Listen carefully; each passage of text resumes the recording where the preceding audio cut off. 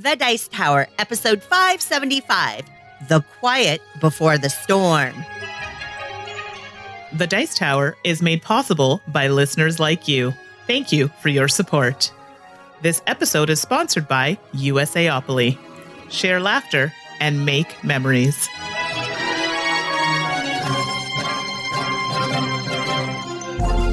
Welcome to The Dice Tower, a podcast about board games and card games, and especially the people who play them. In today's show, Mandi and I finally get to record with each other again because it's been a while, and we introduce a brand new segment, One and Done. I'm Suzanne Sheldon. And I'm Mandi Hutchinson. And for reals, Mandi, it's been a while since you and I have recorded, and it's going to be a while before we have just a you and me kind of episode again. Yeah, I feel like it's been a long time, but with all these conventions coming up, namely the one that I'm really looking forward to, Essen. Woohoo. Yeah, that's going to actually that show. I feel like that show is going to be a lot of Tom saying, "Oh, haha, Suzanne and Mandi, how many games are you bringing back this time?" I hope he doesn't listen to this episode so that your prediction can come totally true, because he totally nailed it.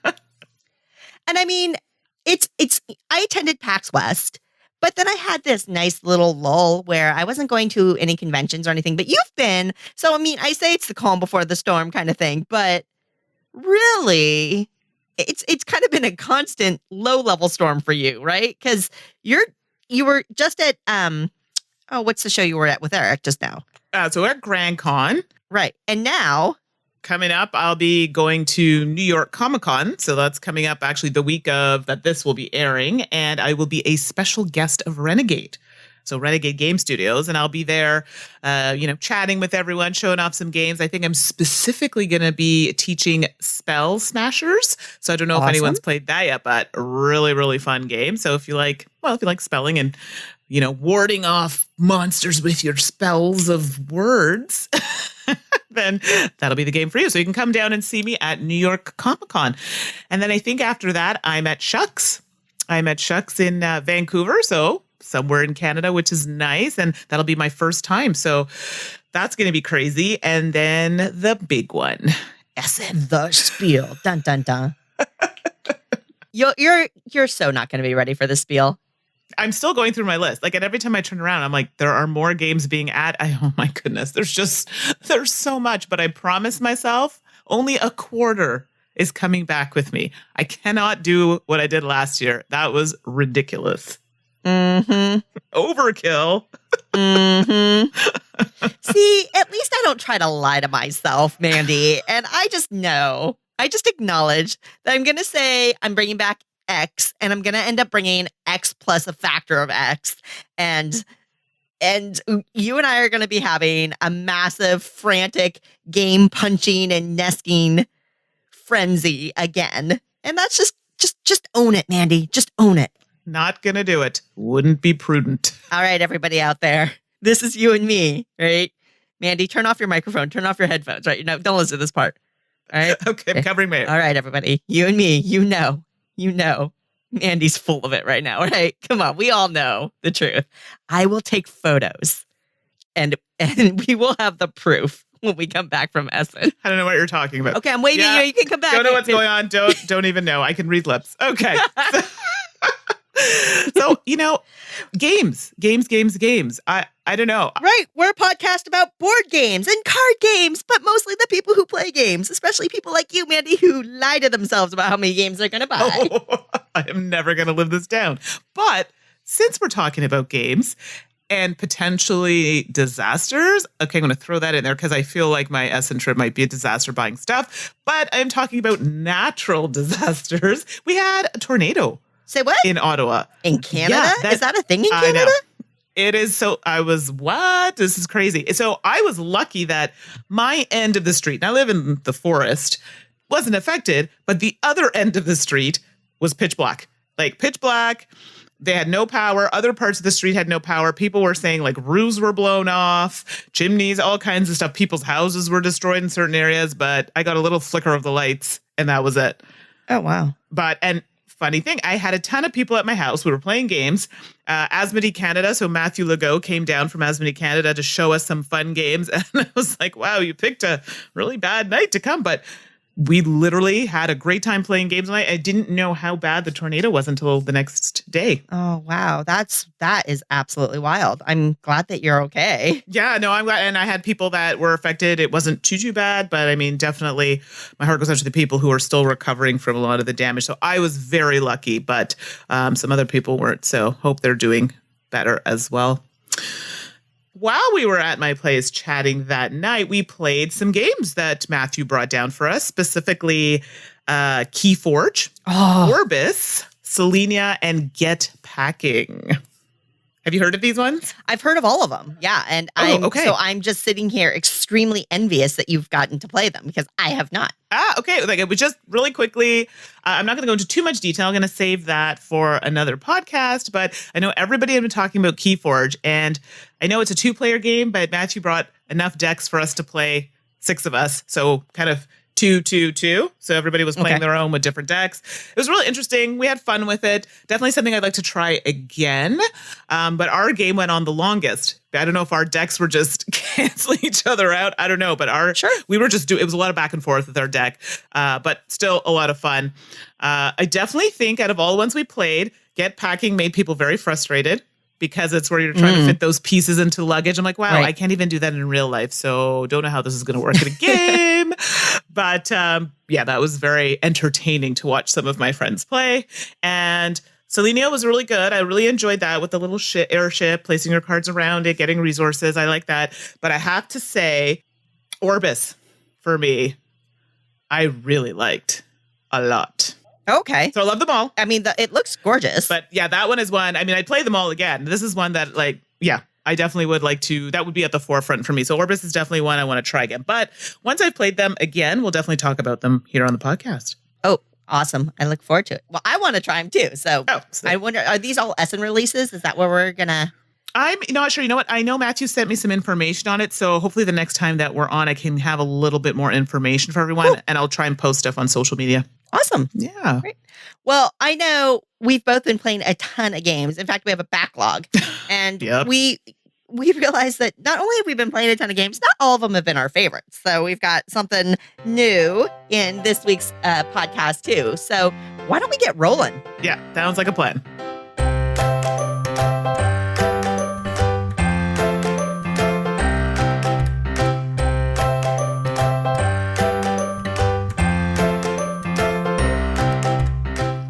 All right, everyone. Games played. We have a ton, so we're just going to jump right in.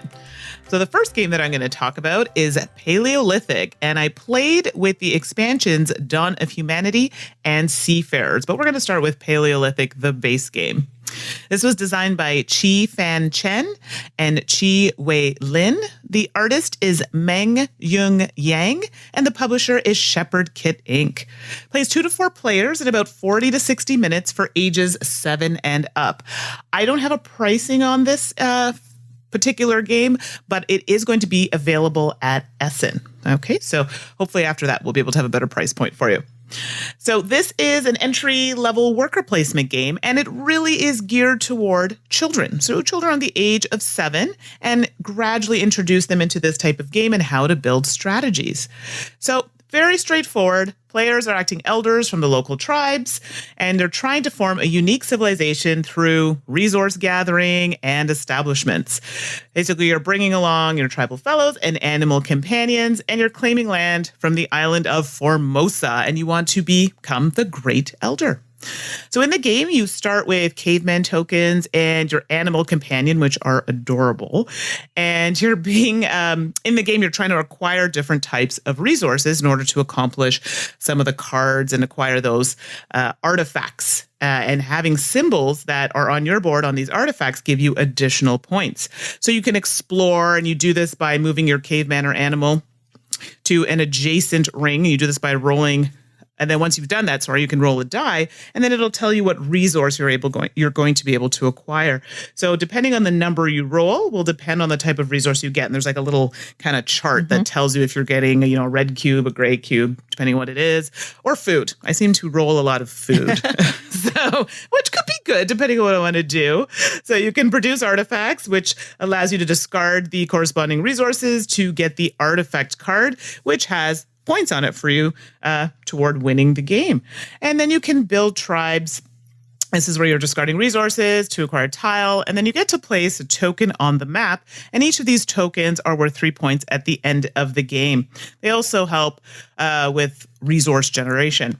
So the game ends when the players have total of 8 artifact cards and tribal tiles, and then you tally your points. Dawn of Humanity gives you some more animal skills, adds in a new culture, and adds in 2 more sets so you can go from 4 to 6 players.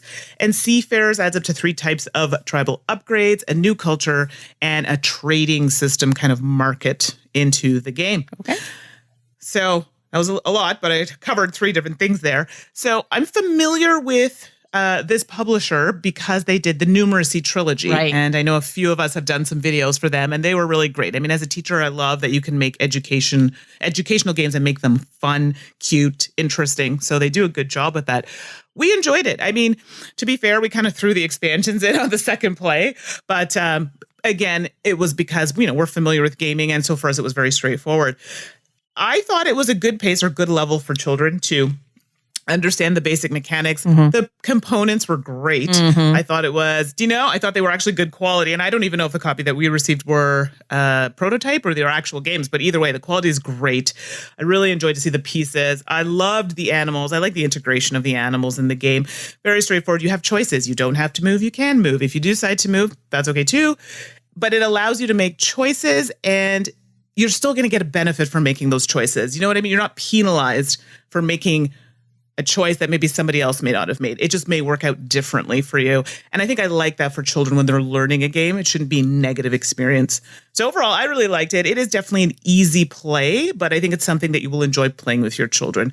What do you think, Suze? I know you've played the base game. Yeah, exactly. I have not. I'm really, really interested in the Seafarers expansion, especially, but we've only played the base game together, but we've played it a bunch. And I have a 6-year-old and a 9-year-old. And I'll say my kids are bright, but sometimes I hear fellow gamers say, "Oh, my 6-year-old's playing Agricola with me and they love it." And I'm not. My kids just aren't those kids. They aren't playing super advanced, complex games at this point. And that's fine because every kid's different. And Paleolithic honestly, it hit an incredible sweet spot for them.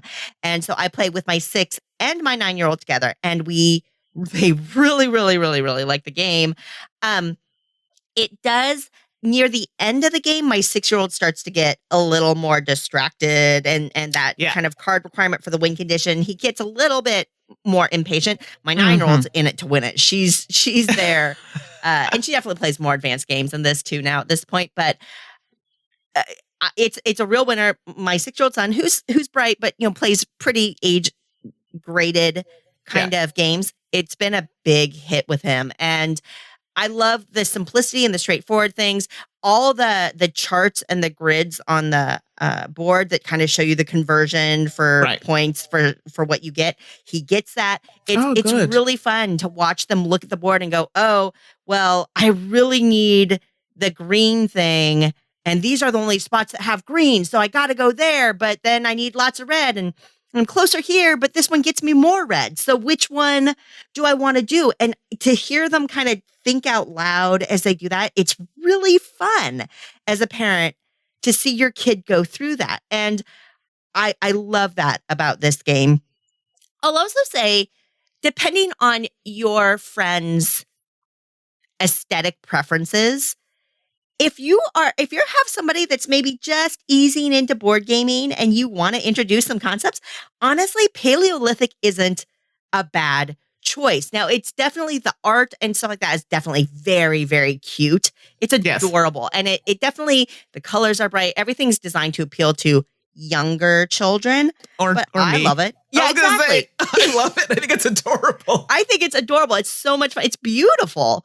And if you have a group of adults that are open to kind of youthful thematic and aesthetic touches, this is not a bad kind of entry game to introduce some hobby game mechanisms to people who haven't really explored that space before. So yeah, it's for kids and that's great, but keep yourself open on this one too, on the other end, because I think that there's, it felt good to play it out that way. So I really enjoyed that. I'll also say that the designers and the publisher worked with the Historical Society.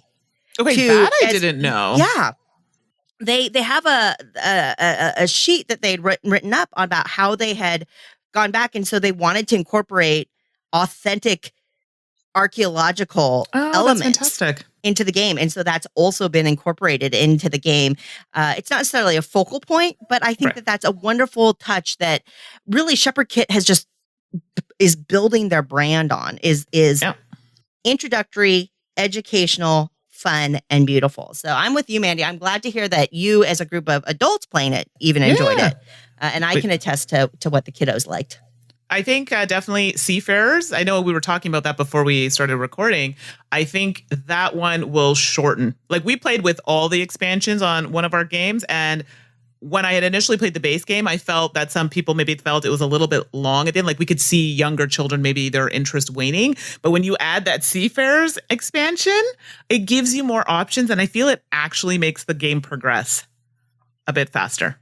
Cool. So maybe just giving you access to a little bit more. So all in all, I enjoyed it. And exactly, you summed it up quite nicely. So even though it's geared towards a younger audience, definitely someone or people that are being new to the hobby or just want an introduction, great way to go. So that's Paleolithic with the expansions Dawn of Humanity and Seafarers. Well, I'm talking about an expansion too, actually, because I've played Role Player with the newer Monsters and Minions expansion. And really, I guess I can't remember when Monsters and Minions hit. It's been out for a few months at least, so yeah, I don't know how new counts, but it was newer to me. It's new. Like, I would say definitely, I mean, I backed it. So yeah, I would say within at least a few months. There you go. And this is designed by Keith Mateka and the arts by John Ariosa and Luis Francisco. And it's published by Thunderworks. Now, the base game, I think, retails for $60, but the expansion retails for $50. And sometimes that kind of close price point is a little bit, but the reality is the expansion has so much stuff in the box. It does. Once you open the box, you're like, oh, that's why I'm paying $50. It's got a ton of stuff. For those of you who aren't familiar with Role Player, it's a game geared around creating an RPG character. You've got this board, and it's got a whole bunch of cutouts for dice, and you're drafting dice and place them in the board. And each row in the board counts as like an attribute that you would have for a character in an RPG, like dexterity or intelligence or wisdom. And each line has a point target that you're trying to hit with the pips on the dice. So you're drafting dice, manipulating the dice, trying to hit these point targets or attribute value targets for points at the end of the game. There are backstory elements. There's character alignment elements that give you scores. There's equipment that you can buy and skills and abilities that you can buy and things like that. Some give you points, some give you abilities, all that kind of thing. I love Role Player as a base game. I was a huge fan as soon as I started playing it.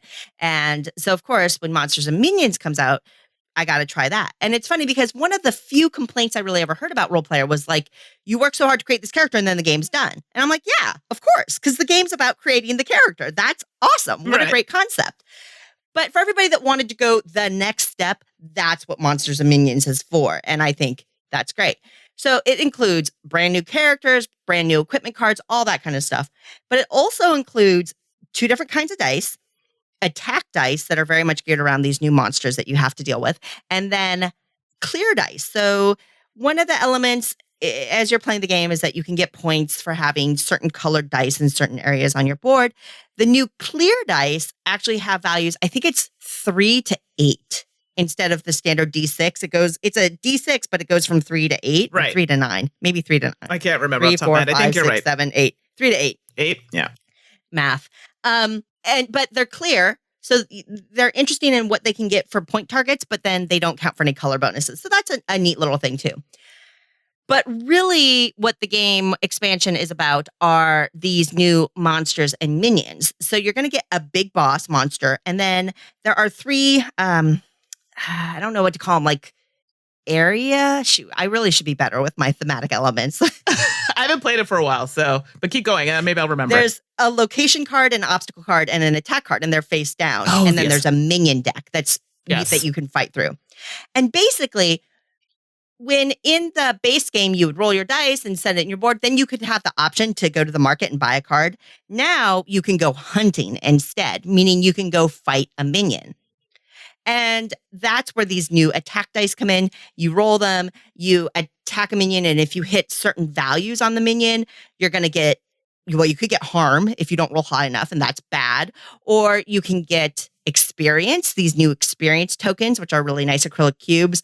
Or you can get an honor token, which are good. You want those honor tokens. And if you kill the minion, if you roll enough to kill a minion, you get to peek at one of those 3 face down cards. And that's hugely helpful towards the end game because those are things that will influence your battle with the boss monster at the end of the game. And you go through that, you're collecting information, you're collecting tokens, you're fighting minions, you're buying equipment, all this other stuff. And then when the end game triggers, you go and you fight this monster. Those face down cards flip over. Maybe you get extra dice if you have lots of blue dice, or maybe you get extra experience token. There's all sorts of things. Are these the obstacle cards? Maybe that's what it is. Yeah, obstacle cards. There's location, obstacle, and attack. Yep. Yeah, okay. Those are That's it. LOA. Right. And those influence how many dice you get to roll against the boss. And then when you roll against the big monster, there's a little chart on how many points you score, how many hits you land is how many points you get. Yeah. That's what the expansion adds in general. I love Role Player, and I really love the expansion. I think that element of going after the minions and trying to figure out how you're spending the experience, because you have to roll certain values to kill the minions, and that can be harder. Right. So you're spending gold or you're spending experience to try to make sure you can beat them. And sometimes you win, sometimes you lose. And figuring out that it's really important for you to look at those face down cards so that you have a sense of what dice matter, because that may influence what the dice mean to you, which color dice or something has more value to you when you're drafting dice in the game. That just adds a whole nother element to the game that you get to think about that I think is really compelling and exciting. And I like the new characters that there's this dark elf character, but there's this construct character. That's going to be my go-to character. I just think it's cool looking. I really like it. The new characters are great. The new clear dice add something. I will say, if I had one criticism of the game, it's that you get new cards. They have all sorts of, there's a new card type called scrolls that are fine. Where I found maybe the card shuffling was maybe negatively impacted was there are some cards that you do set collection with. Like if you get all the leather or if you get all the chainmail, that kind of thing. Well, adding all these new cards, the new expansion didn't come with additional ones of those. So it kind of felt like it may have thrown off the ratio of how you can get those set collection cards. So maybe it decreased the value of those cards as you're looking at the market. Whether or not that really matters, it didn't sour anything for me, but it's something we've noticed. So take that for what it is. But overwhelmingly, Monsters and Minions adds just a ton of great stuff. Great components as usual with kind of what Thunderworks is doing with this game line. And I'm really glad. I think I can see myself still playing the basic Role Player, but I think for most scenarios, I'm going to be always playing with Monsters and Minions. I really liked it. Now I've only played Role Player once, and then I played Role Player with the expansion once. So It's not one of those games where it's overly complicated. If you know the base game, like I said, I only played it one time, and I didn't find it too much of a learning curve to add that extra piece in with the new things that we can do with those like obstacle cards and whatnot. If I remember correctly, when you fight the monster, is that where you have a choice between doing the fight or buying cards? Yeah. Yep. You go to market. The market phase, you either buy cards or you can fight a minion. Right, or fight a minion, yes. And I liked that. Mm-hmm. That was really interesting because I was the one who was like, I don't think I'm going to fight. I'm going to lose because I'm a really bad dice roller. So I just made my cards really strong. I think that's completely viable. You know what I mean? So I like the fact that you had choices. Don't get me wrong. You still have to do something because of those cards later when they flip. You might want to do it every so often. But then you're also trying to go against, other people who might be, ooh, that monster's easy. I'm going to go for that one, or that minion's really easy. So I like the fact that you weren't completely shut out and the fact you could do other areas of building, but you could touch on it a little bit just to prepare yourself for the end. So I like the fact that you could integrate it and it wasn't a completely new game. You were still familiar, but it added really fun elements. So I really like it. I would like to play it more once I get through the very large shelf of games that I have. But yeah, definitely one that I think people should give a try. So there you go. So that was Role Player with Monsters and Minions. Oh, yeah. Sorry, I took your line. Not at all. All right. So going from Monsters and Minions to marbles. What a segue. What a segue. I'm taking a quote out of your book with the alliteration. So Stop. I know, I'm terrible. So next game we're going to talk about is called Gizmos. And this is designed by Phil Walker Harding and published by Board M Factory, Broadway Toys Limited, and Simon Limited.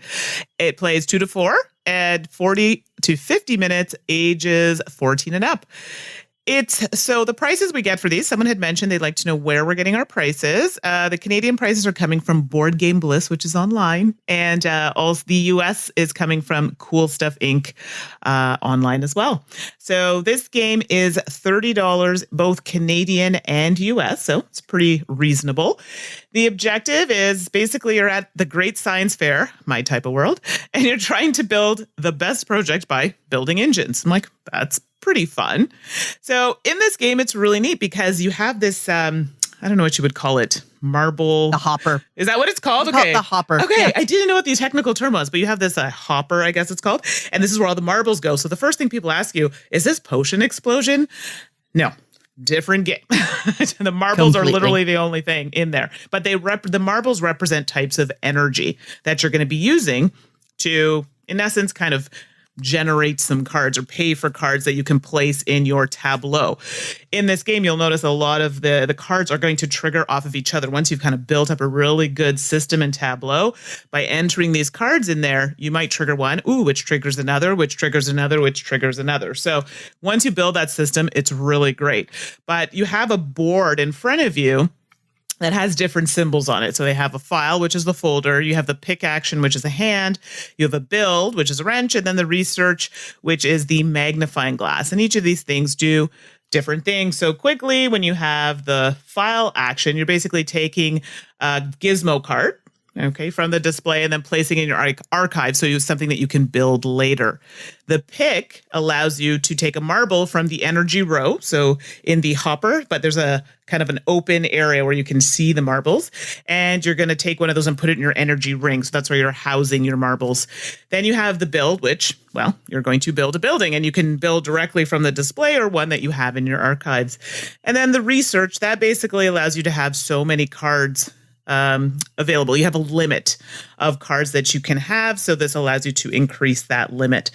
And then you can trigger effects. So in the end, the player who's built their 16th Gizmo card, or I think it's their 4th level 3, because there are different levels of cards, finish of the round, and then the game ends. Basically, you count up all your points, and the player with the most points wins. Pretty straightforward.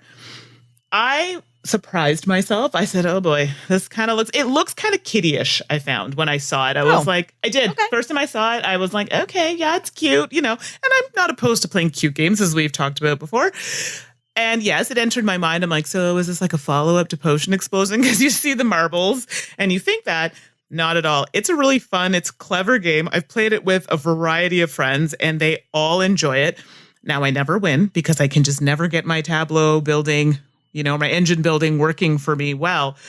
But I like it. And it makes me want to play it again to try and find that sweet spot. I tried this and it worked.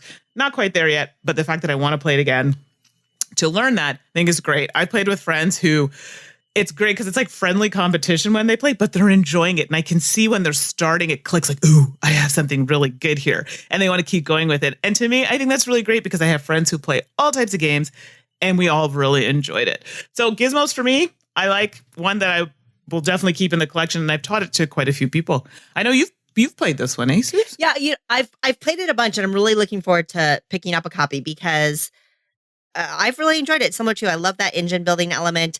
And what I hear just like you've identified, it's not a game similar to Potion Explosion at all, Right. other than it happens to have a hopper and use marbles. It really gets more compared, and I think a fairer comparison is to Splendor. And at this point, I'll tell you, I'd rather play Gizmos over Splendor any day. And you know that I would definitely prefer Gizmos over Splendor. So I'm on board with that. It's a super fun game, and I'm glad to hear you liked it too. Yeah, and I think it comes out. I don't think it's out yet. I think it's coming. Is it not? I believe so. I think it's coming soon. So within the next few weeks or so. So keep your eye out for it if it's not out already. So that's awesome. Yeah. Well, I've been playing a game called War Chest. Now, Tom talked a little bit about this a few weeks ago in their review of Palooza, but darn it, War Chest deserves a little more attention. So I'm going to talk about it too. You played it? Oh, I haven't played it yet. Okay, I'm excited to hear this actually. Oh, yeah. I'll be interested to hear what you think about it, Mandy. I'll tell you. Yeah, because I haven't played it yet. So yeah, no, I want to hear. So designed by Trevor Benjamin and David Thompson, art's from Bridget Delicato, and it's published by Alderac Entertainment Group. It retails in the US for around $50. And I'll tell you, when you pick up the box, you'll know why. Well, it's certainly heavy. That's true. Which it's an interesting box. I will say it's an interesting box. The box is quite impressive looking. It's designed to look like a small wooden chest, and it's got this big magnetic flap, and you lift and the wraparound lid off, and you open it up, and it's got the main components are aboard these really nice quality velvet bags, and then poker chips, these beautiful customized poker chips that you have in the game. What War Chest is, it is a pool building and tactical battle game using these chips as units. So you'll have lancers and jousters, I guess lancers and jousters. I obviously don't have any names in front of me. There's archers and there's crossbowmen and there's just all sorts of different units. Ooh, sounds good. So what happens is you're going to draft 4 of these units each player if you're playing a 2-player game. So you'll each have 4 different types of units that make up your army, so to speak. And there's a card for each unit that explains what it does that's special. Because, of course, you can always move the units on the board and you can always attack adjacent with them. That's kind of the basic. But each one usually has something unique about it as well. And you're just going to be putting chips on the board, moving them around, attacking, and there are spots on the board that you want to control. You have these cardboard control tokens, one for each of the 2 armies, and when you're on it, you can take an action to control it and then put your marker there. And then if you cover all the, not all, is it 6? When you cover a certain number of control spots, you win the game. Oh, okay. Which is fine. Great. Yeah. But this is a pool building game. So what you're going to start with a limited number of chips, and then one of your actions is to recruit another chip. So you're building up kind of how you want to focus your army. And the way that this works is that you draw a hand of 3 chips and you can put one on the board.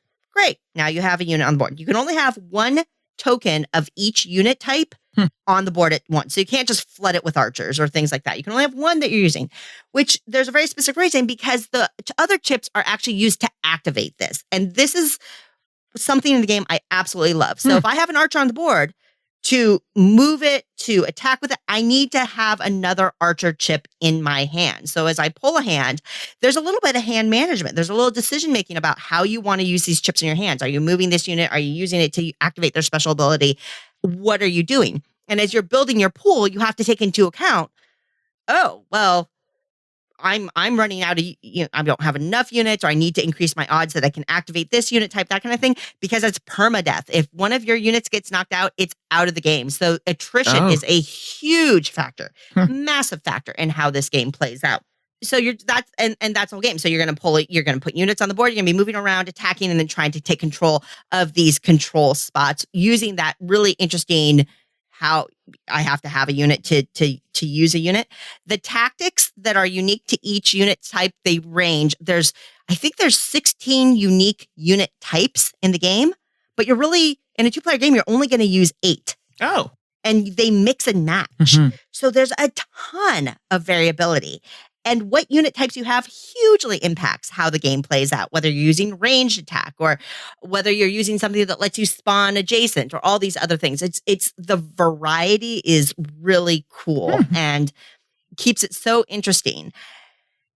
And this is the type of game I wish the Duke was. I love Onitama, which is another 2-player kind of tactical movement game. This feels very different from Onitama, but I find that the two actually complement themselves in a very nice way. And this is much more straightforward and consumable than something like the Duke, which I think the game will be compared to. And I will play this over the Duke 7 ways to Sunday. I really, really, really like War Chest. And I've played it at both 2 and 4. I've never played it. I never even looked to try to play with 3. I'll say I also really like it at 4. It introduces a team element. You have your own armies that you're controlling, but then you work together to try to manipulate your units to help each other out. And the team element was super fun as well. I really like that collaboration that you'd have with your partner. I think if I had nitpicks for it, I wish it had a player aid. There was no player aid included. And I can understand why. There's a lot of different unit types, but I wish they had it because what we found we had to do is we'd leave our unit cards out kind of near the board so everybody could read them. Because to really play effectively, you have to be able to predict what your opponents would be able to do to kind of outmaneuver them and that kind of thing. So that was one kind of minor nitpick that we had on the game overall. But I'll tell you, War Chest, from a component quality point of view, it's awesome. Gameplay point of view, awesome. I really enjoy this one. And this one is definitely something I think people should look at if they like that type of game. Now, I don't know if that's your type of game, though. See, I don't know. The next game I'm going to talk about, I didn't think I would like it as much as I did, but I feel this might be good. I don't know. I didn't realize that 4, it's more of a cooperative...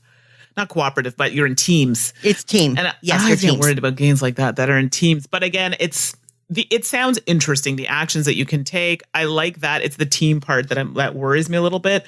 And then the fact that the player aids, I know that sounds really silly, but for me, especially with a game like this, there seems to be a lot going on. I know online there have been a few people that have created their own kind of player aids. Undoubtedly. And I'm sure they're awesome. And I should probably print those out. I was just, as you were talking, I'm like, click, oh, this looks interesting. So I'm like, good on them, because that's something I would use. So that's definitely, I'll try it out for next time. So, but now I'm going to take what you've said and try at 2 and then try it with the teams to see how that works. I mean, it sounds interesting, right? It isn't normally my type of game, but I'm definitely willing to try it. So what did Tom say? I haven't had a chance to see what his thoughts were on it. He liked it. No, Tom really likes the game as well. Yeah. Which is now I will give you one tip. Okay. Don't put this game on the top of your unsecured game bag in your car when you're taking a hard right turn. Well, we all know about me and games and cars. Yeah. So, okay. Yeah. Which is why I felt compelled to give you that, because that may have happened to me and my box may have gone flying across my car and everything may have flown out of the box and I may still be missing a couple of chips. Oh,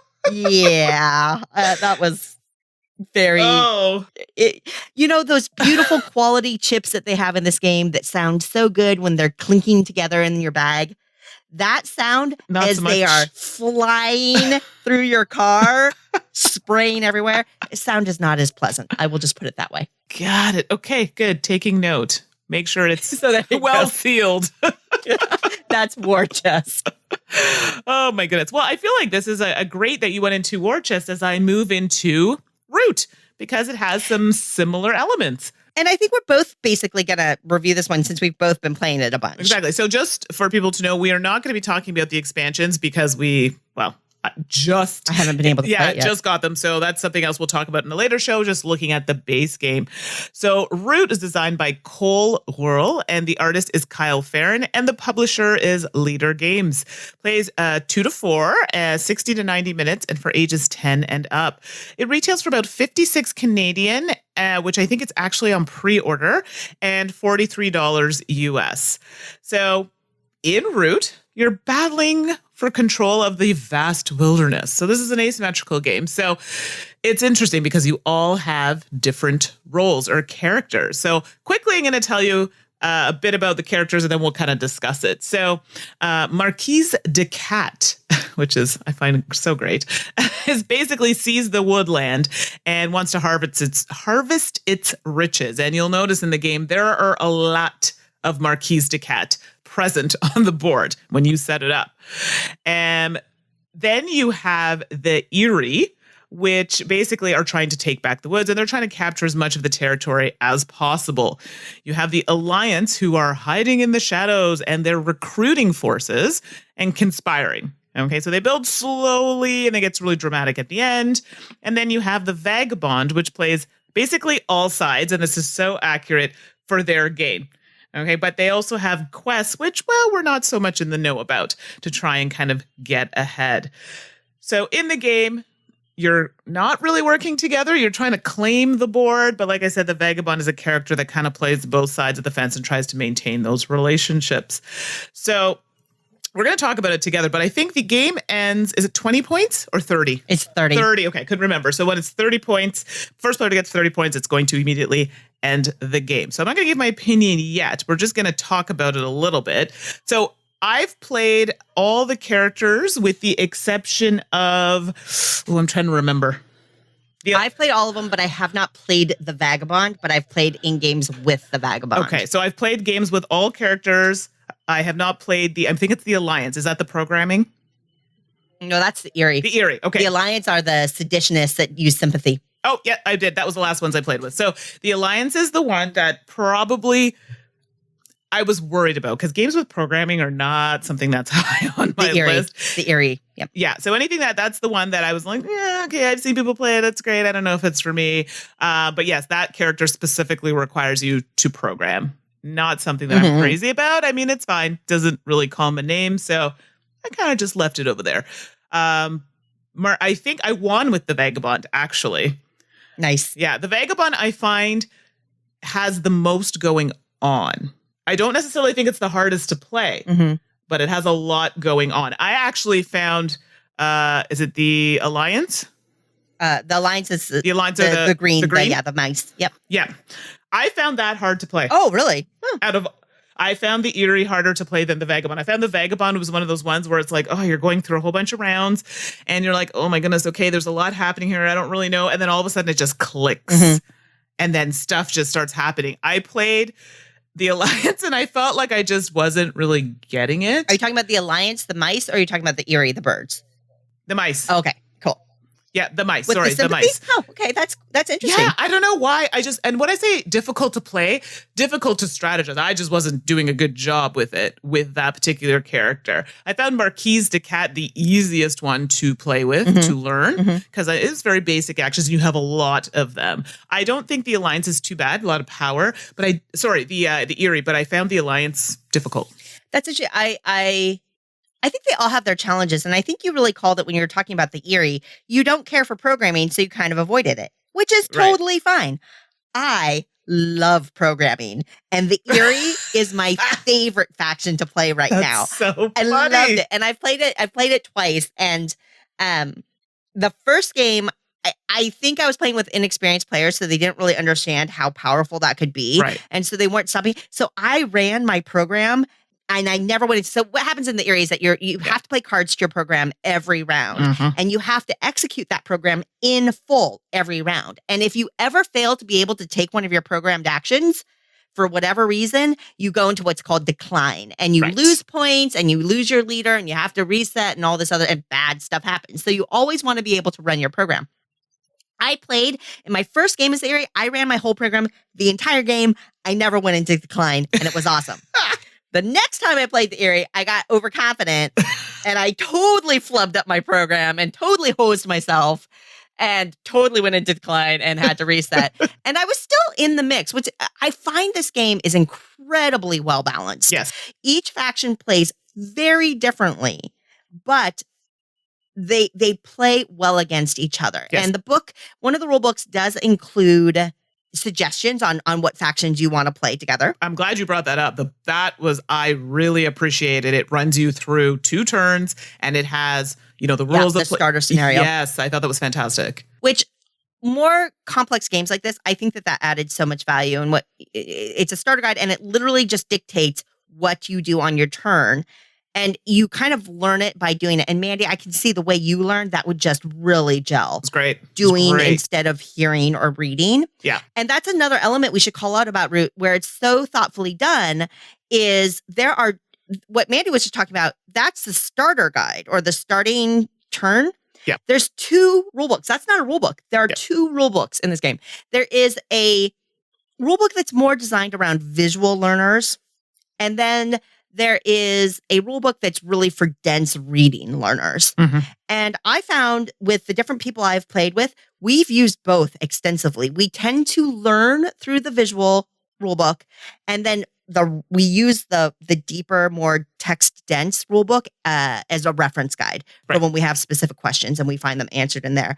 I think that that's a very uncommon thing to see in rule books or in games where they acknowledge different learning styles and accommodate that, which not every game can do that, but I think that that's brilliant. I think lessons were learned from Vast. Because with Vast, this was not something that was done. And Vast was one of those games where if you knew in advance you were playing, you kind of said, okay, everybody pick a character. I'm going to give you some homework tonight. Read about your character and kind of know what everybody else does. Otherwise, when you come to the table, it's a lot of, okay, let's sit for a while. Everybody read. Okay, let's talk about it. It's a harder teach. It's teachable. It's just a harder teach and a lot of reading and very slow turns as everyone's trying to figure it out. So I think lessons were learned with Vast and it was applied to Fix here because it's that similar type of asymmetrical type game. So I haven't talked to anybody at the publisher on that front, but that would be an interesting kind of tidbit to hear behind the scenes if that's true. It would. Now you talked about the race to 30 points. Did you talk about domination? I didn't talk about that yet. So if you want to talk about that, I have something else I wanted to talk about too, but no, please. So Mandy mentioned that you win if you hit 30 points, game's over, you win. There's another option. After you've hit the 10-point mark, you can win by domination. There are 4 cards in the deck, 1 for each faction or associated with each faction, that when they come out, you can choose to switch your win condition from that points-based to whatever the condition is on this domination card. And they tend to do with area control, like control 3 rabbit areas or control the four corners or what have you. Right. So, and if you choose not to use that card, it goes out in the open. And then later in the game, anybody can choose to take that as their win condition. And when you do that, you just take your point tracker off the board. Points are done. You are done. You only can win by that domination consideration. I can't remember words. Words are hard, which considering I'm on a podcast, that's probably a bad thing. That's okay. We got you. But that's a really interesting thing too. And I've played in games where nobody went for a domination win and we just raced to 30 points. And I've played in games where that domination's really come in. Really? And the timing, and the timing of when you pull on that card, because once people know that's what you're going to go for, it gets a little tricksy. So sometimes you want to be super clever on when you reveal that you're going for that. And I was in this one game and it was aggravating. I was 1 turn away from a domination win, but I'd revealed maybe a little bit too early. Oh. And that darn vagabond, like 1 turn before me, snuck in and snaked 30 points before I could do my domination win. And it was aggravating and awful, but also kind of awesome. It was that tense. And it felt that tight, and it was great. But I think that that's another interesting element to the game is that race to 30 or the option to literally change the win condition of the game. It never came up in any of the games that I've played. No way. Not too many people were too nervous to do it. I know for myself, I'm not a gambler here. And I know for a fact, if I put that out there, I'm like, I would have to be way up on the track because I know, actually, no, it comes off anyway. So you know what? It would just literally be like open season. Everybody knows that I wouldn't be too worried that they were going to snake it from me. But it never came up. Now, I also always played with full player count, and a lot of the time I was teaching. So it was groups of new players, so they were a little more apprehensive about using it. I don't know if you were able to play at lower player counts as well, because people have asked how it plays with 2, and I'm like, I've only ever played it with 4. Oh, I played 2, 3, and 4. Okay, so how is it for you? Totally great. Totally great. Okay. I think you want to pick your factions very smartly at 2. Some factions play really, really, like the cats and the mice play awesome together. I can see that because there's so much of the cat. Like you wouldn't want to play the Marquis de Cat and the Vagabond and nothing else. That just wouldn't work. That would be awkward. But we played the cats against the mice and it was totally fun. And 3 players works great. 4 players obviously works phenomenally well. So no problem on player count. As long as at that 2 player count, you're choosing the right factions. Yeah. I definitely found the game too. it took everybody. I found it clicked for everybody at different times. Oh, totally. Character. Do you know what I mean? Yep. Like, and I literally said to when I was teaching, someone else was playing the Vagabond, and I said, "Don't be overwhelmed. I guarantee you, by about the 6th or 7th turn, you'll figure it out." And I swear, every time I teach it, it is around the 6th or 7th turn where it kind of goes ding. Mm-hmm. Get it? I'll monitor that. Yeah, check that. I'd be curious to see if that happened to everybody else. But like Marquise de Cat, it only took a few rounds to get because I found it a bit more straightforward because you're building your workshops and trying to recruit. Like it's I found it a bit more straightforward. Now everybody wants to demolish you off the map because there's so many of you. Yes. But I found the Marquise de Cat was one that jumped out early in the lead in a couple of the games I played, but then the gap was quickly closed as we progressed. So anyway, all this to say, I actually was surprised. I liked Vast. I know it's not the same game, but I liked Vast. But I was a little apprehensive going in. I'm like, what's different? I really liked Root. Really liked Root. That's awesome. That's really great. I'm obviously a huge fan of the game. It's essentially a more streamlined coin game, counterinsurgency war game is essentially what it is. So if you hear the term coin game tossed around, Root is really now I know coin game fans are out there screaming right now, what the heck? You don't know what you're talking about. And I'm not by any means necessarily a coin game fan, but I think that the heart of coin games, counterinsurgency, is really in Root. And I think if you were to talk to Cole, he would say something along those lines. Now, he may totally disagree with me, and that's totally fair. But I think Cole, especially he's doing this PAX Pamir 2nd edition thing. Right. I think Cole could really build his reputation on taking what is considered more complex game styles and types and making them a little more consumable for a broader market. Right. And de-niching them, so to speak, because I think that's what he's done with Root, and I think that's what he's doing with PAX Pamir 2nd edition, and I think that is super exciting. Now, one thing I want to just call out here quickly, because this has come up we played this wrong the first time, and I've seen other play this wrong, and it drags out the game, and I think it can negatively impact people's opinion of the game, but they're playing it wrong. Ruh-roh. You do not lose points in this game. Yeah. So there's a lot of things where there's tokens covering up points on a board, and then when you take the token off, you score the points and the token goes out or whatever. Yep. Now, there are things that make you lose tokens on the board.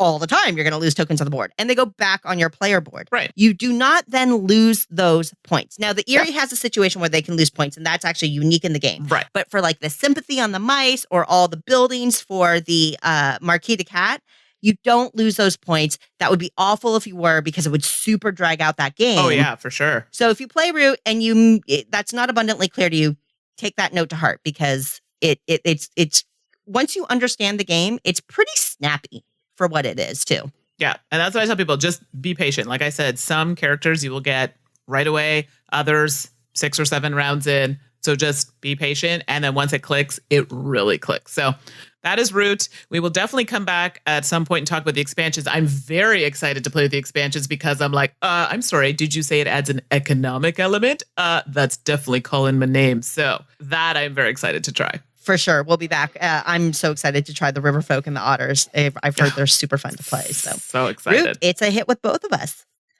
I think that we have talked about all sorts of new hotness, which is great. So how about if we go back in time a little bit and look at older games for a second? Let's discuss those previously discovered board game gems in Shelf Staple. All right, back in time. Now we're going to talk about some shelf staples. So I played a game recently that I feel like, wow, I was totally missing out on this. And that is Lost Cities, the card game. And this came out in 1999. And I got to say, Mandy, I am shocked. Shocked. But also, this is exactly why we do this segment, though. Exactly. Is that that there are games that are older that people just don't get to play or try, and they're totally worth highlighting. I'm totally shocked that though you hadn't played this earlier. Oh, I get that a lot, but I'm very sad that it took me this long to get it. So I'm excited to talk about it. So Lost Cities, the card game, is designed by Rainer Knizia. Artist is Vincent Dutré, graphic studio Kruger, Michaela Kienle, Anke Pohl, Thilo Rick, Klaus Stefan, and Franz Vohwinkel. And the publisher is Cosmos. So this is part of their 2-player series games. It takes about 30 minutes and for ages 10 and up. It costs about $18 Canadian, 15 US, and the game is, well, set collection. So the object of the game is to gain points by mounting your archaeological expeditions to the different sites, basically represented by 5 colors in the game. So it's a really simple setup. You've got a board and you have some cards. And I was like, okay, sure. Let's see where this goes. So on a player's turn, you play a card either to the expedition or by discarding it to the appropriate discard pile. And then you draw a card.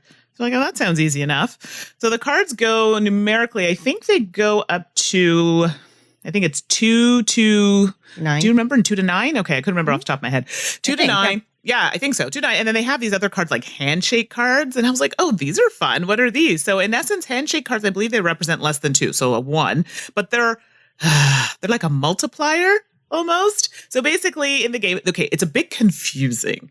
So when you're placing cards for each color in front of you, you want to place them in ascending order. They don't have to be chronological, but if you put a 3 and then a 5 and then a 9, you can't then go back and put a lower number. Once you've reached that, not so good. Basically, you start with a value of minus 20 per, like once you start a color. And basically, you need to play at least 20 points of cards in order to make a profit. These handshake type cards that you can play before you place a 2, 3, and so forth adds a multiplier. So basically, if you play one, then it multiplies it. Now it turns instead of to minus 20, it's minus 40. And then you need to play cards appropriately to make sure you kind of balance out that minus 40 to 0 or have a net gain. And you can play as many of these handshakes as you want. Just keep in mind that you now definitely need to cancel that number out or get more points. It's really confusing to explain. It's a bit easier when you see it. Yeah, so I avoided those handshake cards like nobody's business because I was so scared that I was going to get negative points. Let me tell you, I was like, oh, well, I'll just try one. This looks safe. That's what cost me the game. Literally did not have the cards. And as we were getting lower in the deck of cards, because that's when the game is going to end, when there are no more cards in the deck, I look over at my friend. I'm like, you have this card, don't you? She's like, yep. I was like, wow, this is bad. So I think I ended up with a very minus score. But okay, it wasn't good. But it was, I hadn't played it before, so I hadn't learned the strategies. Watching my friend put down several of those handshake cards and just crushed me. But I'm going to tell you, so much fun. So I'm probably missing a few things. It's really weird, the scoring, and I'm still trying to wrap my head around it. But I liked it a lot. And it's one of those games where I can see it has that staying power because you're always trying to figure out a way to kind of get those points out because it's not a high scoring game. Well, not the ones that I've played anyway. But that could just be me. So it's simple mechanics, but it really makes you think strategically. Okay, should I place this card? Or should I maybe make the game run a little bit longer so I can see my card come out? So maybe I'll just take a card from the discard versus taking it from the deck. I don't know. Lots of thoughts going through my head. When you look at it, it looks like the most basic game ever. No. There's a bit more to it than what it looks like. I really liked it. I can 100% see why people enjoy it. So that is Lost Cities, the card game. And I'm very excited. I have a copy of Lost City Rivals, which plays 2 to 4. I haven't quite gotten to that to the table yet, but that's a newer game. That's great. I'm so glad you like it. And it just really validates that just because a game is older doesn't mean it doesn't stand the test of time. And Lost City is totally on board with you on that one. It's a classic 2-player game. It's one of those 2-player games I just think most people should have in their collection. Yeah, holds up well. Speaking of games I think most people should have in their collection, card games that most people should have in their collection, I want to talk about 6 Nimmt. Nimmts. I don't know what a Nimmt is. I probably should have looked that up before we started recording. I know this. It takes it. So okay. I have yes, I've been practicing a little German. 11 Nimmt, which is 11 Nimmt. Takes it. Got it. Okay. I hope that's right. Otherwise I'm going to have very angry people. Well, that makes sense because the game's also available around the world in a ton of different titles, I think, that are just appropriate for that area. And a lot of them call it Take 6. So yes. That would make sense. 6 takes it, take 6. This is designed by Wolfgang Kramer of Kramer and Kiesling. just such a talented game designer. One of my favorites is, I think, through all the games that he's had a hand in. It's generally published by Amigo Spiele, but you can find it. Where it's published in your area is completely dependent on your local publisher. But it's just a card game. And so it retails pretty low. It's like $16 in the US. And basically, 6 Nimmt is a deck of cards, 1 through 104. And that's what it is. And all the players are going to get a hand of cards. And you play with 4 rows of cards. And everybody looks at their hand. They secretly select a card and put it face down, and then you simultaneously reveal. And then they're put into these rows in numerical order based on what's already on the board. So, and this is really hard to explain without a visual aid. But if you play an 18 and the end of one of the rows is a 14, then it'll probably go behind that if nobody plays a card that's in between that. So it goes in the row with the closest numerical value under it. And that will also determine what order your cards are played in. Because if in that same scenario, there's a 14 on the board, I play an 18, but Mandi, you play a 15, your 15 is going to go down first, and then my 18 would go after it in that same row. Now, you keep on doing that until if you play the 6th card in the row.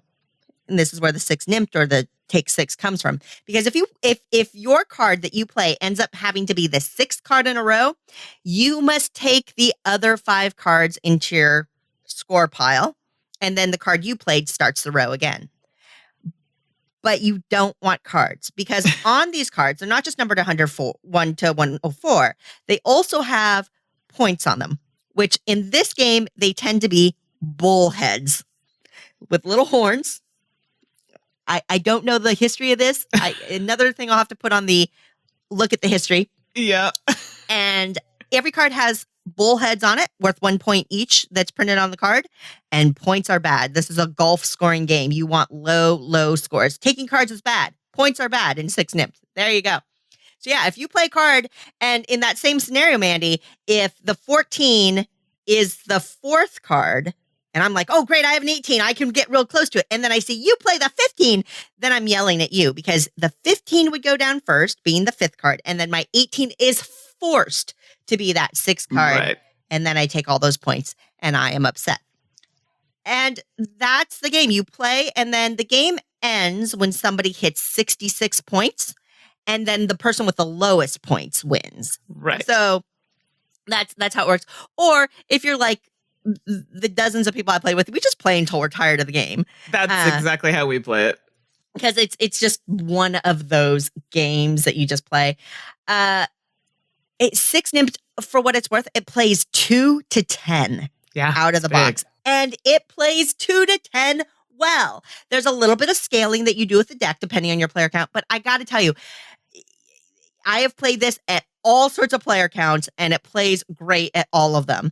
And that clever thing where you're looking at the board, you're looking at your hand, you're looking at the spread of cards that you have, and you're trying to predict what you want to leave to have flexibility for what you need to play versus what you have to play versus what you think other players will have. You can do a little bit of card counting if your brain works that way, or you can just kind of tactically respond to what you see on the tableau. 6 Nimmt is one of those games. It's just a classic card game. It's small, it's portable, it's easy to teach, it's easy to play, but your decisions matter. A lot of people will say, oh, it's cards, it's random, whatever you have in your... No. You have to think about what you're going to be playing and really gauge your odds and all that stuff. But it's still casual. Mm-hmm. It's still something that you can chit-chat with friends while you're playing the game, but making meaningful decisions with the cards that you play. It scales, that 2 to 10 I talked about. It's an excellent game. It was published in 94. Wow. And I will still play 6 Nimmt any day of the week. I just love it. It's just an excellent, casual, but engaging card game that really sets a standard as far as I'm concerned. And so that's take 6 or 6 Nimmt. Did you end up I know when we played Elf Nimmt or 11 Nimmt, we take a pile. That was quite the popular phrase. Take a pile. Take a pile. So we haven't adopted that one, but I'll give it a try next time and see if my group goes with take a pile. Take a pile. There you go. We mostly just point and laugh a lot. Oh, okay. Well, that's effective as well. So 6 Nimmt, definitely check it out. All right, Mandy, we talked about games that we love. Oh, boy. Why don't we flip that coin and try out our new segment? Nope. No way. Never gonna play this game again. Wow, that was a one and done. Get in there, you stupid board. Welcome, everybody, to our new, we'll see how often we end up doing this, but our new segment called One and Done. The reality is, Mandy and I play a lot of games, and we can't love every one. Contrary to popular belief, although we're typically big fans, and we're fairly flexible in our gaming types, sometimes we hit those games that it's not necessarily even that they're bad, but we just know we don't want to play it again. Yeah. But I think it's worth talking about these games. One, because you've gotten to know our game taste a little bit, and maybe you understand how your tastes relate to ours. And we still want to acknowledge that these games are out there, highlight the positives and the negatives, and talk about why it wasn't for us. So that's what One and Done is about. We're being very transparent. These are games that we've played once. So our opinions are very based on that very small experience. And we'll try to be really clear on what we liked and what we didn't to explain our decision to kind of move on from it. So tell us what you think about the segment. But Mandy, I'm going to let you get rolling first with your One and Done. All right. So the one that I will be talking about is Tau Ceti, Planetary Crisis. This is designed by Joseph Pilkis, Mike Strickland, and Stan Strickland. Artist Santiago Reynoso Munoz.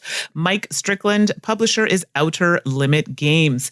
It's 1 to 5 players, plays in about 60 to 120 minutes, age 14 and up. And I think it retails for about 85 Canadian and US.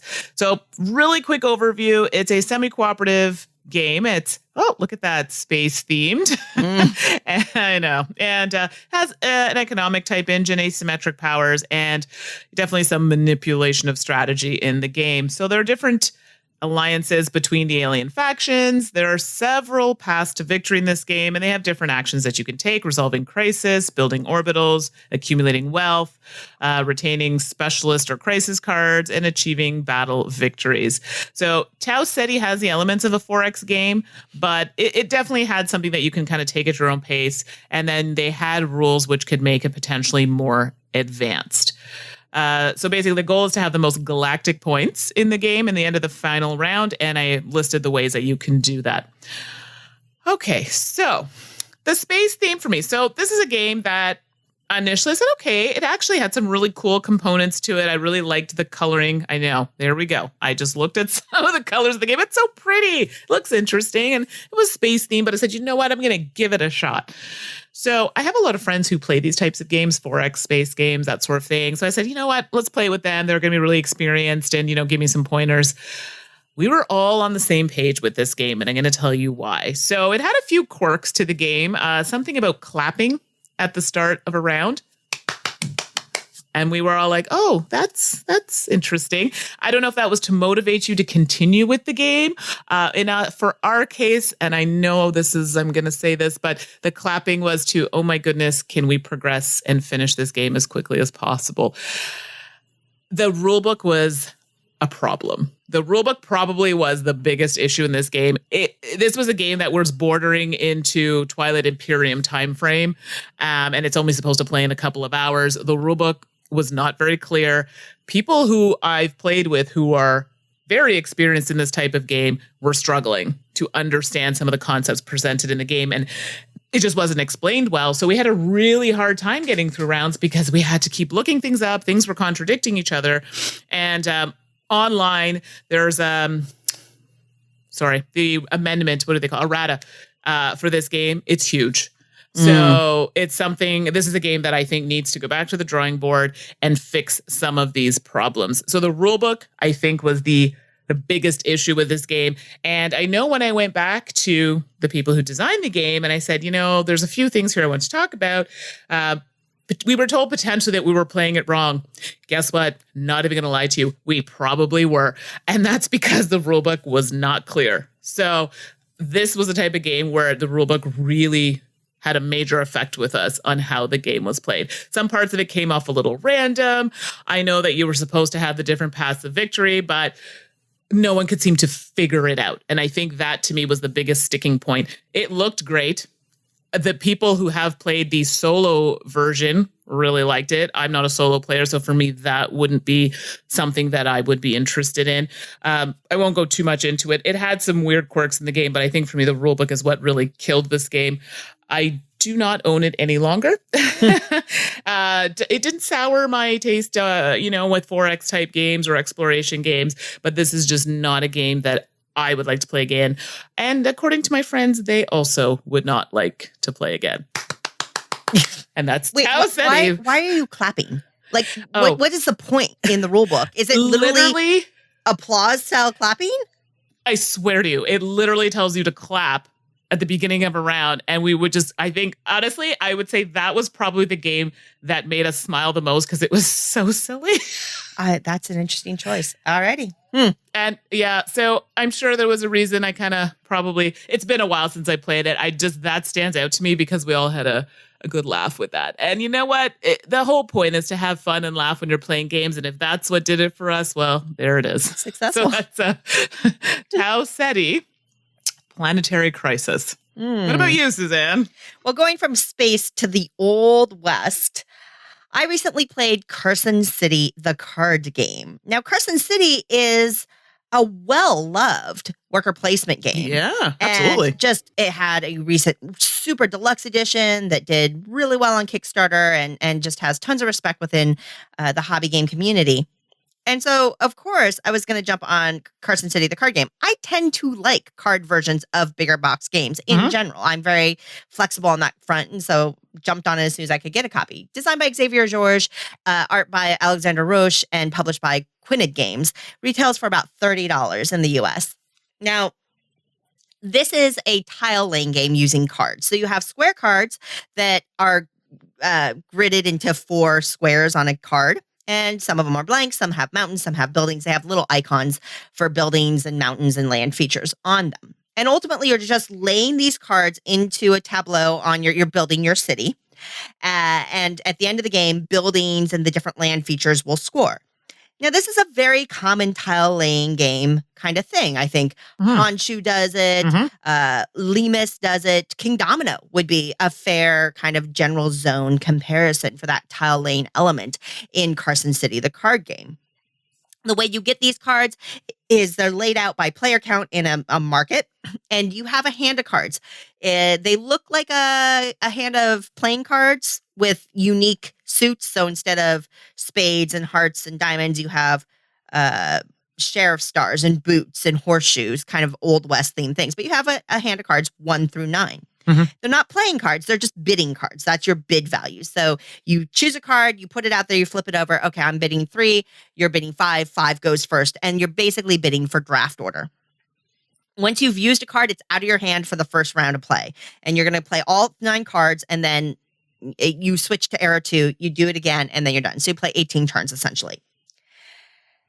And there's also character cards that come out. So there's a number of those land cards out, and then 1 character card. And you can use your draft choice. If the character is out there, you can use to take the character. The characters give you different kind of in-game abilities or end-game scoring. There just depends on which card it is. And that's the basic gameplay. First of all,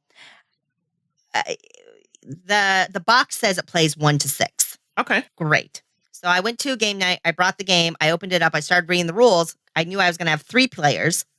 Read the rules and hit the point in the first paragraph of the rule book of if you have 4 or less players, you must use a dummy bot player. Oh, that's the worst. I was like, what?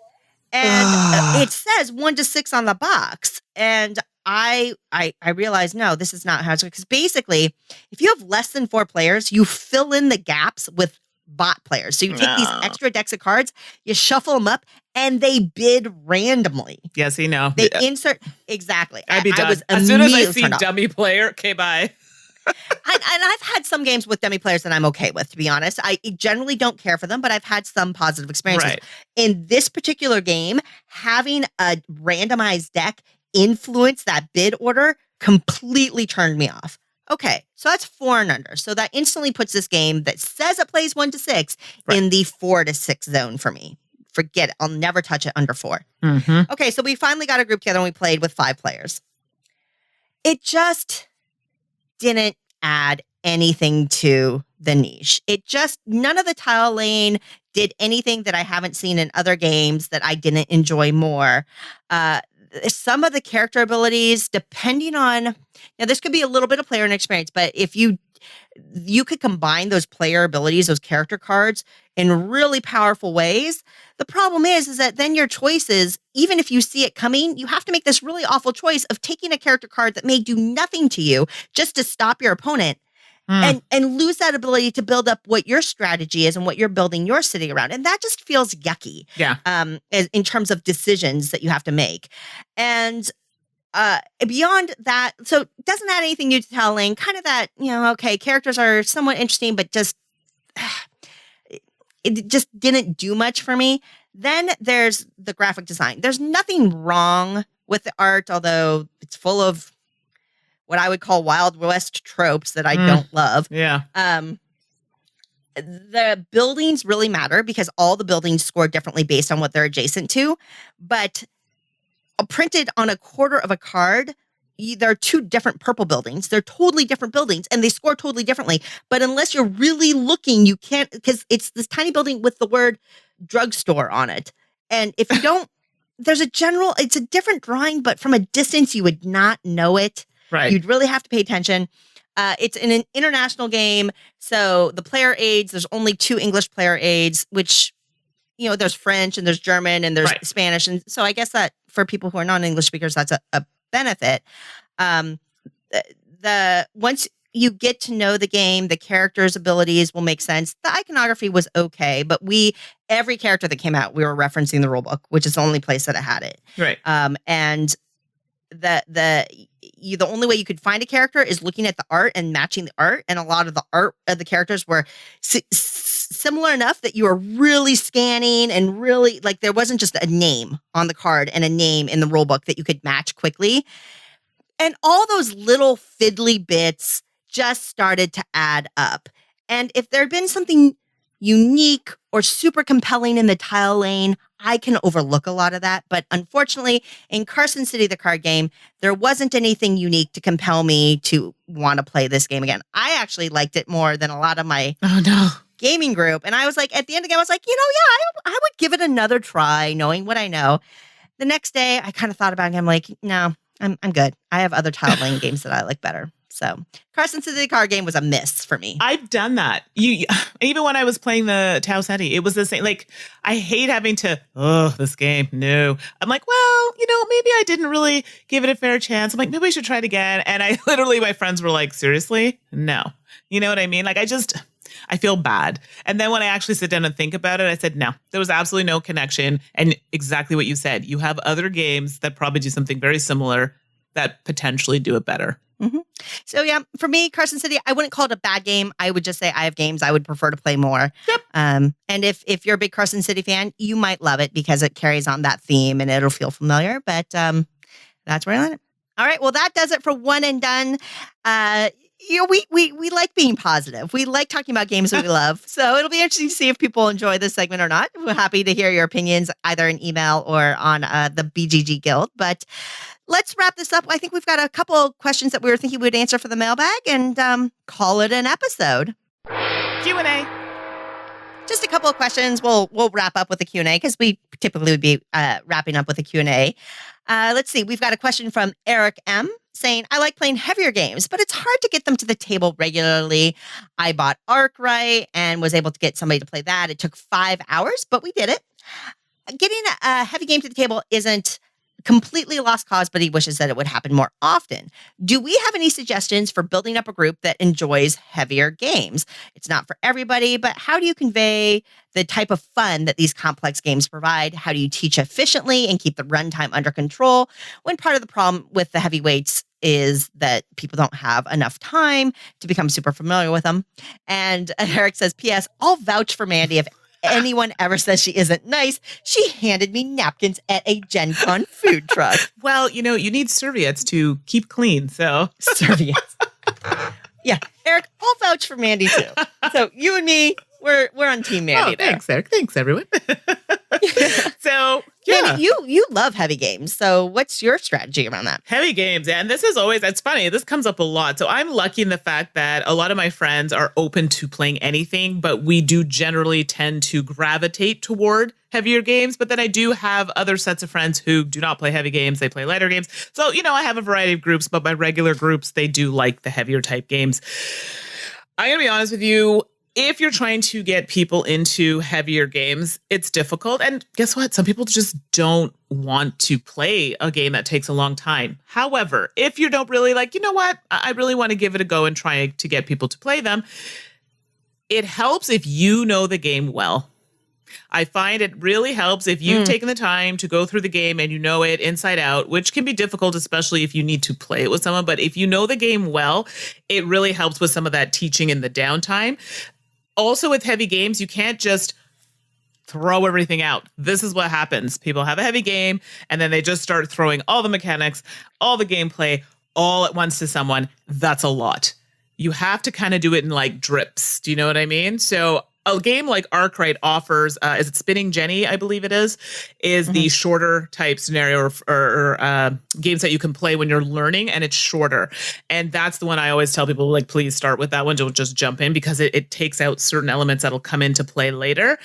And that's a type of game where you want to go through the basics of it. Again, knowing the game, going through the basic mechanics, things you can do. And then as things come up, then you can kind of stop and teach. I find that works best when you're trying to teach a heavier game. Now, Arkwright right out of the gate is a tough one, because it is, even the shorter scenario is fairly lengthy. Maybe start off with one that is maybe on the crunchier side, but has a few more things going on, but maybe not as Arkwright is a very economic type game, and it is quite lengthy. You can build up to it. So I think I played, was it Wendake the other day? It's not super lengthy, but it is on the longer side. I really enjoyed it, but that's one that has a lot of things going on, but might keep it really interesting. And then start with games like that and work your way up. So to recap, again, you're just going to have people that are just not interested. And that's just the way it is. Sometimes you have to go to groups and then kind of find people, say, hey, okay, I see they're interested in this type of game, and maybe try and kind of get them into it. But if you really want to show people, I suggest you really know the game. Start off with games that lead you up to those maybe type Arkwright games. Then when you get there, start off with a shorter scenario, knowing it well, but then teaching it in bits as the game progresses. And I think you'll get a better response. What do you think, Suze? I think those are great answers. I'm maybe a little harsher in that I would say maybe find a new group. And that's not to say that you don't play games with your group that you know and you love currently, of course, but to what you were saying, Mandy, maybe that's just not their style of game. And that's okay. And I think go on the BGG guilds, look for local players, look for local conventions where they have scheduled games that are a little bit heavier, and meet the people that like it there. Use your social media to reach out, because that style of gameplay is not for everybody, or sometimes it's not for every time. And grow your group, expand it, and find the people that are already enjoying that style of game, and meet new people if you can, and you kind of have that built-in group. And along with what you were saying, Mandy, I think complementing that is set expectations with your group. Find the people who are willing to give it a try. I love your suggestion of making sure you're really well prepared to teach. Excellent suggestion, Mandy. But then set expectations, set aside a day. Yeah. Hey, this is the night we're going to do this thing. Great. You two want to play. Awesome. Everybody else, you can play something else on the side while we're doing this, but we really want to focus on that, so that you're making sure that everybody knows what they're getting into as they're coming into it. And hopefully, as people play different styles of games and something like that, hopefully you'll have more heavy game friends in the very near future, Eric. All right. And this question, I think, is geared at Suzanne. So this is from Gizencha. And well, here we go. Suzanne recently did a relaxing game top 10 with Tom. And this got them thinking, why are the most relaxing games digital. There's some research relating to the negative impact of screens on sleep patterns, and relaxing games seem ideal for playing before bed, especially either with a significant other or solo. But the most relaxing games is zero tension, no fail state, no negative spirals. All of these seem to be digital. So what's the board game equivalent of a Standard Valley? So is it Stardew Valley or Animal Crossing? Huh.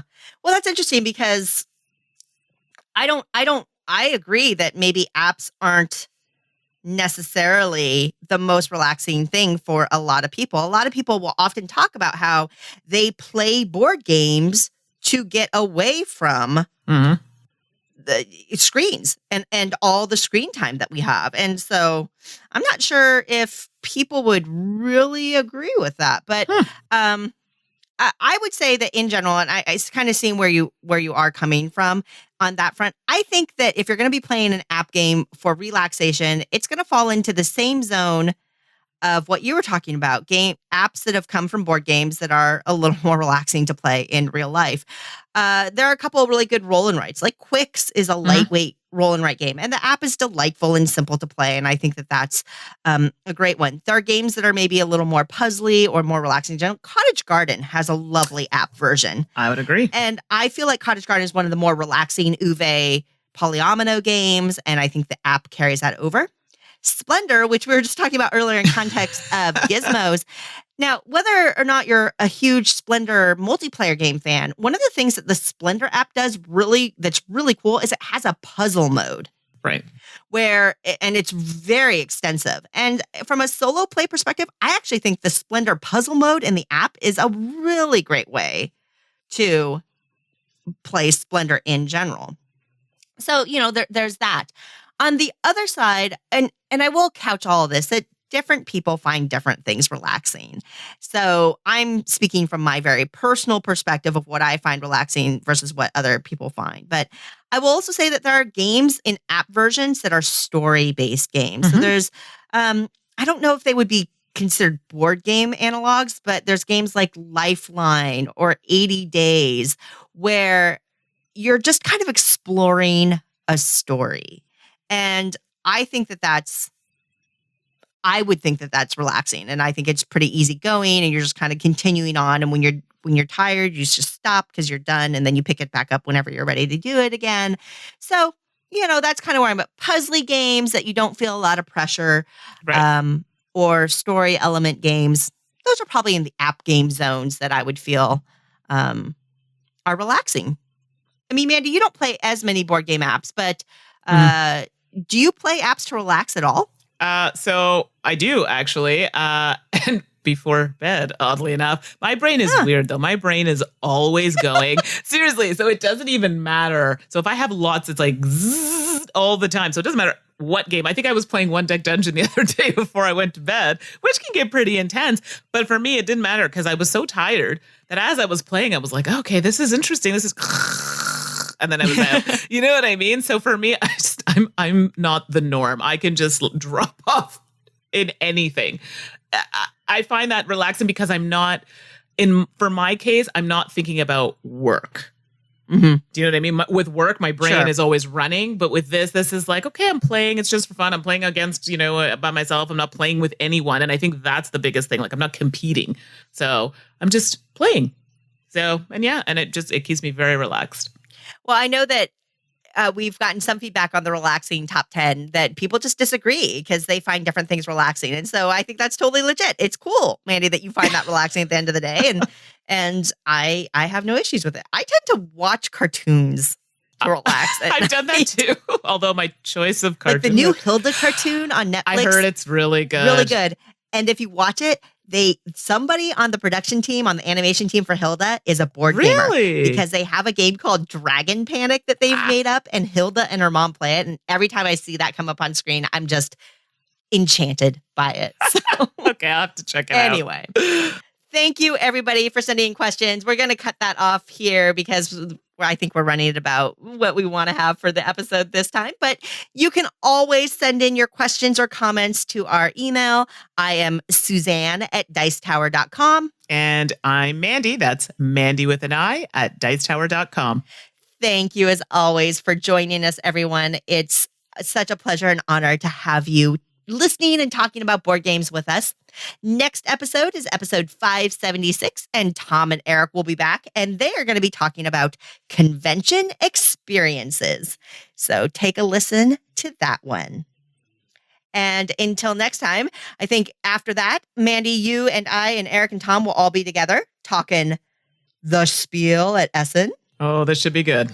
And until then, I look forward to playing more games and seeing what you play, Mandy. Absolutely. So excited. Thanks, everyone. All right. Bye, everyone. Thanks for listening. Promotional consideration has been provided by game publishers in the form of review copies of games. This podcast is sponsored by listeners like you. Thank you for your continued support. And speaking of support, the Jack Vasel Memorial Fund is an organization dedicated to helping gamers in need. Learn more about the fund's mission and how you can help at jackvasel.org. The Dice Tower is produced by Tom, Suzanne, Mandy, and Eric, with assistance from Itai Perez, Derek Porter, Rob Searing, and Jeff Rademacher. Our theme is composed by Timothy Pinkham and arranged by Matt Bellier. And hosting is provided by Cool Stuff Inc. Let us know what you think of the show by posting to the Dice Tower Guild at BoardGameGeek.com, following the Dice Tower on Twitter, or by emailing us at dicetower@gmail.com. And don't forget to visit the other shows in the Dice Tower Network at dicetowernetwork.com. Until next time, from all the gang at the Dice Tower, have fun gaming.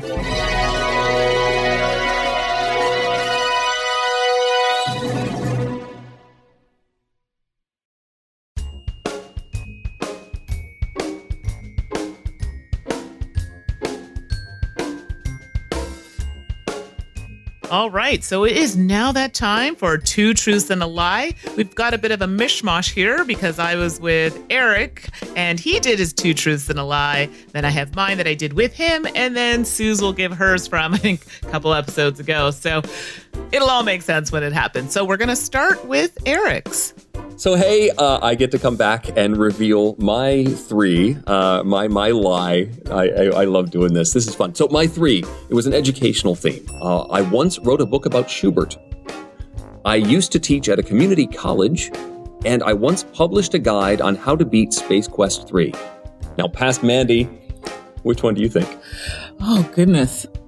You know, I feel like I'm going to go with the glaringly obvious, but I'm going to go with I once published a guide on how to beat Space Quest 3. Too specific? Yes. Yeah, that's the one. Yes! Yes, I did. I used to teach voiceover classes at Manchester Community College, and I have a whole series of books about classical composers that I wrote. I absolutely believe those. Oh, well, better luck next time. Well, thanks for that, Eric. And for my reveal, I love the planet Pluto. I love the planet Venus, and I love the planet Saturn. I know it seems like a strange two truths and a lie, but yes, I actually did have a thing with planets. So the lie was that I love the planet Pluto. I find it very uninteresting. And everyone's like, oh, Pluto is just so cool to say. Yeah, I actually hung out with some people who used to say that, and I'm like, oh, so ridiculous. It's the smallest of the planets. I know it's a dwarf planet, which is cute, but it didn't do anything for me. So yeah, that's my weird reveal. I will progress into the stories with more, but that's it for now. What about you, Suze? I can't even. All right. From a few episodes ago, I must have been hungry because I was talking ice cream. I said, for Ben & Jerry's, I like Chunky Monkey, I like Americone Dream, and I like fish food. And the lie is, I like Chunky Monkey. Ew. I like bananas, but anything banana flavored, grody. Banana flavored runts, gross. I see y'all out there that buy the banana only runt boxes. I think y'all are weird. No, thank you. I'm sorry, I'm still laughing at grody. I haven't used that in ages. All right, so new ones for this episode. When playing a new game, I like to be the first player. I like to be the last player. I like to be somewhere in the middle. Thought I'd throw in a game-related one this time. What about you, Suze? What a concept. I know. All right, I did not go the game direction. Let's see, when I was a kid, I wanted to be a lawyer. I wanted to be a teacher.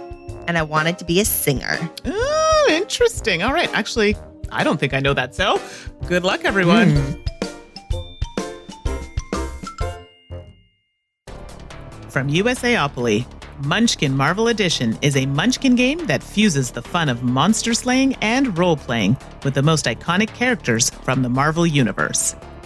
Created under license from Steve Jackson Games and in conjunction with Marvel, Munchkin Marvel Edition comes complete with treasure and armor and plenty of monsters to fight, plus allies, affiliations, powers, and custom shield agent role cards. It's the perfect gift for Munchkin fans who are ready for an epic Marvel battle. Available at your favorite local game store today. It's for ages 10 and up and is for 3 to 6 players.